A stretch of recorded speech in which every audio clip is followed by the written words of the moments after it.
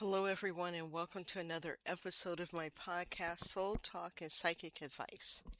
Today, we're talking about something that many people experience but often feel uncomfortable discussing or guilty discussing, and that is feeling disconnected from old relationships. Maybe you've noticed that conversations that once felt exciting now feel draining. Maybe you've stopped enjoying the same activities. Maybe you've grown spiritually, emotionally, or personally, and suddenly the people around you don't seem to understand you anymore. That does happen. Or perhaps you're looking around and wondering, what happened? We used to be so close. Why does everything feel different now? This can happen with friends, even family members, coworkers, and even people you've known for decades. One of the hardest truths about growth is that it doesn't only change you, it changes your relationships too. And today I want to explore this experience from a grounded perspective because many people immediately assume that something is wrong. They assume that they must cut people off, or they assume the relationship has failed. But often something much more nuanced is happening. Sometimes you're simply becoming someone different, and that could be both painful and beautiful, and it is both. For anyone who has experienced that change where all of a sudden your relationships are changing. So, we're going to discuss how relationships are built around versions of ourselves at the moment. One thing we rarely discuss is that relationships are often formed around a particular version of ourselves. There's the college version, there's the grieving version, the people-pleasing version. You have a lot of friends when you're a people pleaser. People would love you when you're a people pleaser, but when you stop, watch them go, you change. Watch them fall away. Then there's the wounded version, the caretaker version, the version trying to prove their worth, and then there's you trying to fit in. Don't forget that relationships often develop around shared experiences, shared struggles, and shared identities. The challenge comes when one person changes significantly. Suddenly the dynamic shifts, the conversation shifts, the connection shifts, and neither person necessarily did anything wrong. You simply evolved. This can be especially true after loss, divorce. A lot of people talk about how they go through a divorce and they lose a lot of friends, especially if your friends were couples. You're going to make them uncomfortable being a single person, so they're not going to hang out around you. Spiritual awakenings. If you go through a spiritual awakening, I've done a few podcasts on this so far, you're definitely going to lose friends. I have lost plenty, and now I understand why, but of course it's tough when it's happening. Trauma healing, because once you heal your trauma, you're a different person. And so you're not going to have things in common with some of the people who have been in your life before, especially if they haven't done their work and done any of their trauma healing. Recovery work, therapy, oh yeah, somatic healing, and major life transitions. You move to a different city, you're going to have to start over a lot of times. And many things will change. Changing jobs, you lose your old job friends. A lot of people only deal with relationships that are in front of them. A lot of people don't have the ability to maintain long distance friendships, and so they become harder. And as your nervous system becomes more regulated, your preferences often change. What often felt comfortable may no longer feel nourishing. What once felt exciting may now feel overwhelming. What once felt normal may now feel unhealthy.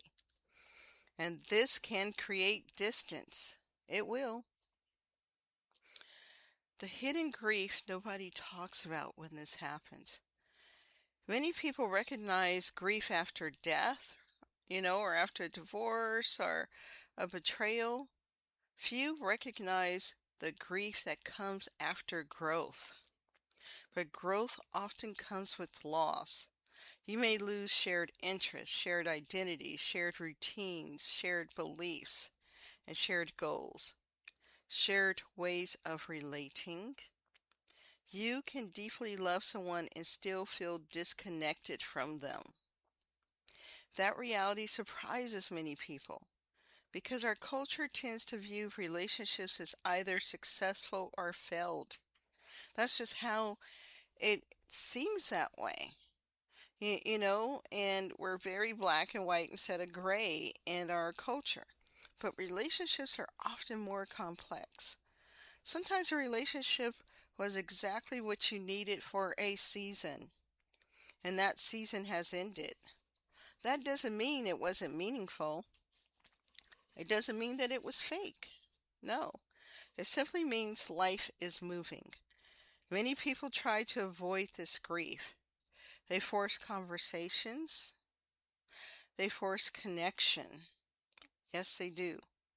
And they force themselves to stay the same. A lot of people will slow down their growth or not go after a goal or, play down their achievements because they don't want to lose friendships or make people feel uncomfortable or jealous or have people think that they're bragging. So many people are shrinking themselves and they don't even realize it.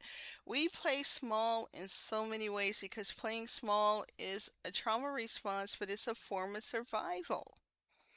And so many people are doing it. I see it a lot in relationships where, one partner, especially if the partner is a woman that's successful, she will play down her success because she doesn't want to emasculate her man. But a man that's comfortable with himself will not be emasculated by a woman's success. But this happens. I've seen plenty of it. I've seen it, when I was in chiropractic school. It was very common that the couples, because there were a lot of couples in chiropractic school, the woman would not play as smart. She would dumb herself down to keep her partner comfortable. People do this in so many ways. Ask yourself, are you shrinking in any way? Because it's harder to manifest when you're shrinking. You're holding yourself back. You're telling the universe, I'm not really ready for what I want, no matter how much you scream that you want what you want. So, grief asks us to acknowledge reality. That's what grief does. Something is changing, and that realization deserves compassion. So let's talk about spiritual growth and relationship changes. This becomes especially common during spiritual growth or awakenings. Many people enter a season where they become interested in healing, consciousness, meditation, intuition, nervous system work, or personal development. So they begin questioning their life and old patterns and their old beliefs and their old identities. And suddenly relationships feel different. The temptation is to believe they don't understand me. I'm more evolved. I'm on a different level. Yeah, you're on a different level, but it doesn't make us better or smarter or more aware because we're going through awakening someone isn't, you know. But I encourage caution here. Growth is not superiority. Keep that in mind. Growth is not superiority. Different doesn't mean better. People simply develop at different times and they develop in different ways. The goal isn't to become disconnected from humanity, and a lot of people do that. They start with this: I don't belong on this planet, I just don't relate to anyone. A lot of times people say, well, I've healed now, so I don't like anybody. We haven't met everybody. There's 8 billion people on the planet. There are other people who are going through healings and they're seeking out people that they want to connect with. They're out there. Sometimes it's harder to find your people, but they are out there. So the goal is to become more connected to yourself instead of disconnected from humanity. Sometimes that means certain relationships naturally change, but it doesn't require judgment.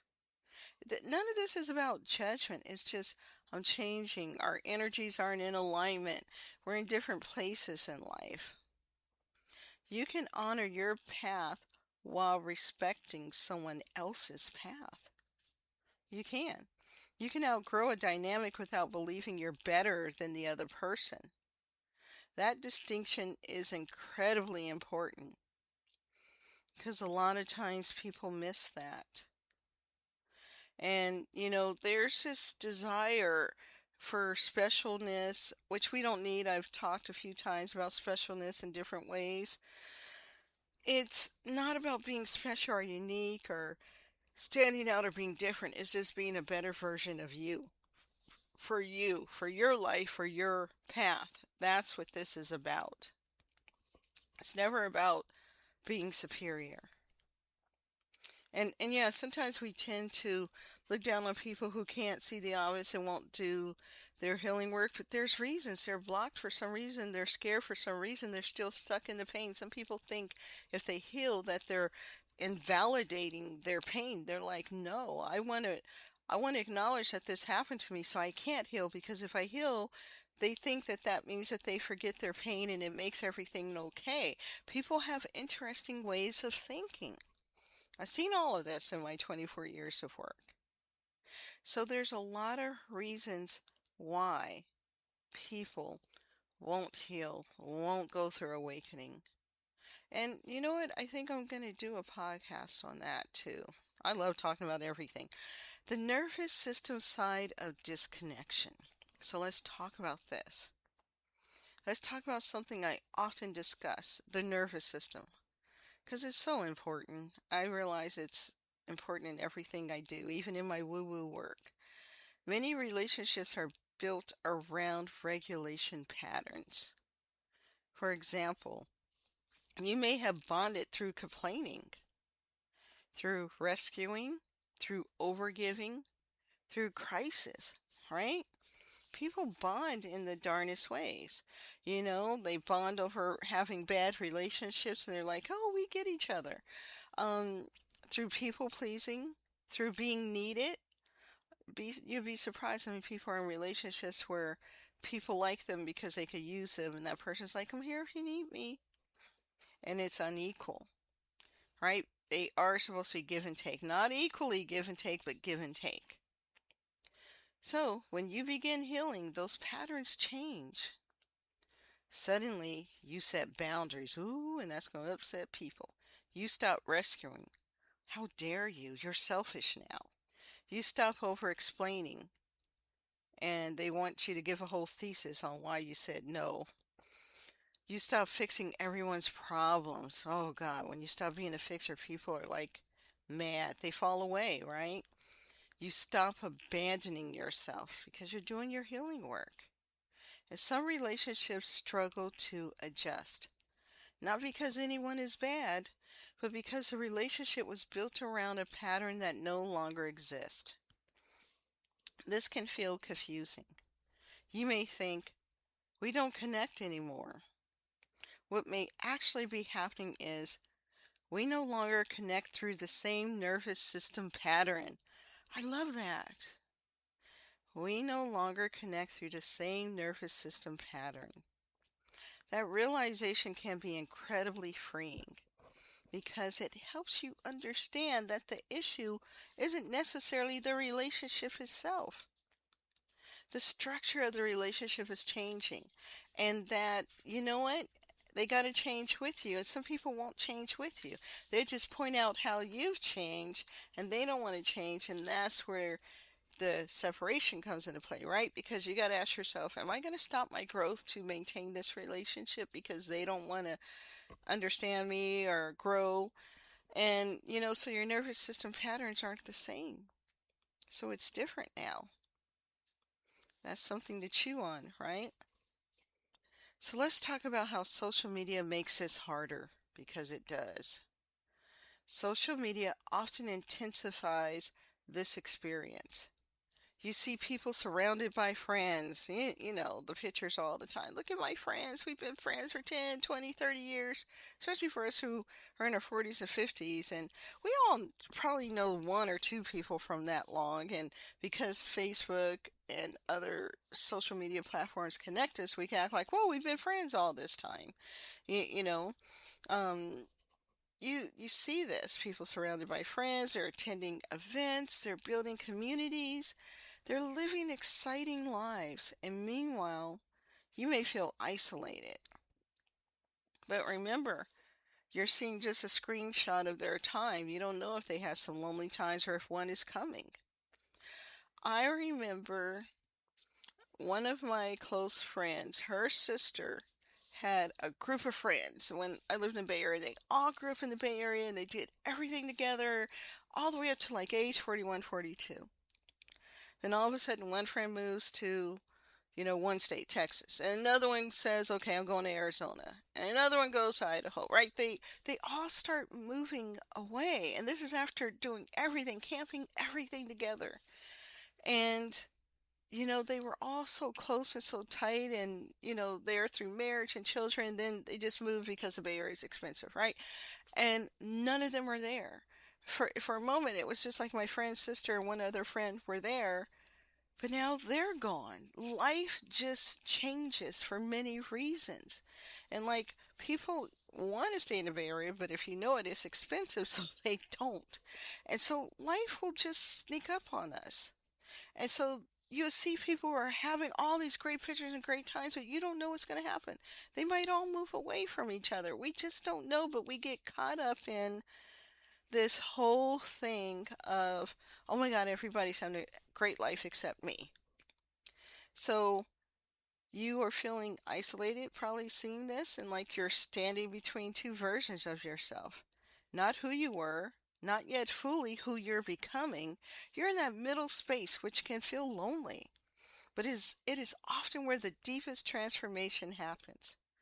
Nature gives us a powerful example. Seeds grow underground long before anything becomes visible. Roots develop before flowers appear. The invisible stage is still growth. Just because your social circle looks smaller doesn't mean you're failing. Sometimes growth requires a season of being simple, simplification, a season of reflection, a season of becoming. What to do during this season of growth? What do you do? If you're feeling disconnected from old relationships, I want to offer you a gentle reminder, a few reminders.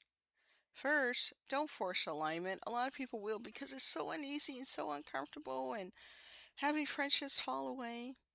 Allow relationships to evolve naturally.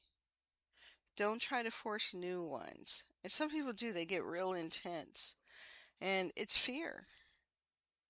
Second, let yourself grieve. You're allowed to miss people even when you're changing. Yes, you're allowed to feel bad about this and wish that it wasn't this way. Third, avoid turning growth into superiority. This happens a lot in the spiritual community. People start thinking they're so evolved and so enlightened, and it's like, no, come down to earth. Different paths don't make one person better than the other. It doesn't. Fourth, stay open. Not every relationship is ending. Some are simply transforming. And finally, trust the season you're in. You do not need to rush to replace every connection. Sometimes life creates space before it introduces something new. And the time alone is probably because you've been an overgiver, people pleaser. You've given so much to other people and you've been distracting from sitting with yourself.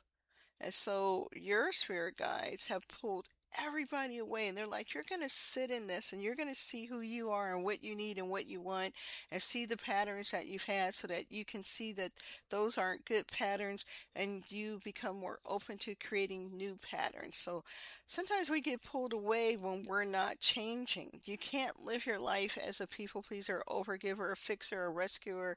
You can't, because you never get to where you want to go. A lot of people think that that's all good karma, and that if they keep on doing this right, they're creating good karma, and good things will come to them, and things will fall in place easier because they're a good person. That isn't necessarily good karma, doing the people pleaser, overgiving stuff, right? It isn't. It can look like that.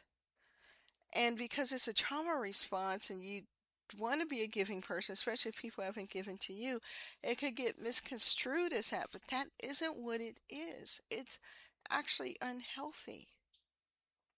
And so your guides can pull you away from all those unhealthy relationships that you had, not because other people were unhealthy, but your patterns together are unhealthy. So remember that. I'm going to close this out, but this is a very important topic. If you've been feeling disconnected from old relationships, I want you to know that you're not alone. Many people experience this during periods of healing, grief, spiritual growth, personal development, and major life transitions. It can feel lonely. It can feel confusing. And sometimes it can feel heartbreaking. But it can also be a sign that you're becoming more honest with yourself, more grounded, more authentic, more aligned with who you truly are.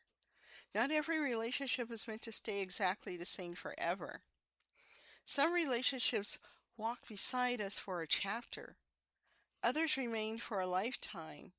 Both can be meaningful. As you move forward, try to hold compassion for yourself and for those whose paths now look different from yours, right? Growth does not require abandoning people, and it does not require abandoning yourself. Sometimes it simply asks you to honor what is changing and trust that new connections will emerge in their own time. I want to thank you for listening, and I see you in the next episode. And just remember that, yes, relationships will change. You'll be in different seasons. But things can be really good in your new life. And some of those relationships you could pick back up with because you have a different understanding of that relationship now, and you know what you need to change and do differently. And as long as the person can honor where you're at, guess what? You can have some of those old relationships back, but don't be surprised if some don't make it. They just don't. And, it's sad. And it is a grieving process, especially when you had good memories, and those memories will come up on, like Facebook does the memories. It'll be hard, but remember, it could still be okay, and you'll be okay no matter what. So again, thank you for listening. Have a great day, and I will see you in the next episode.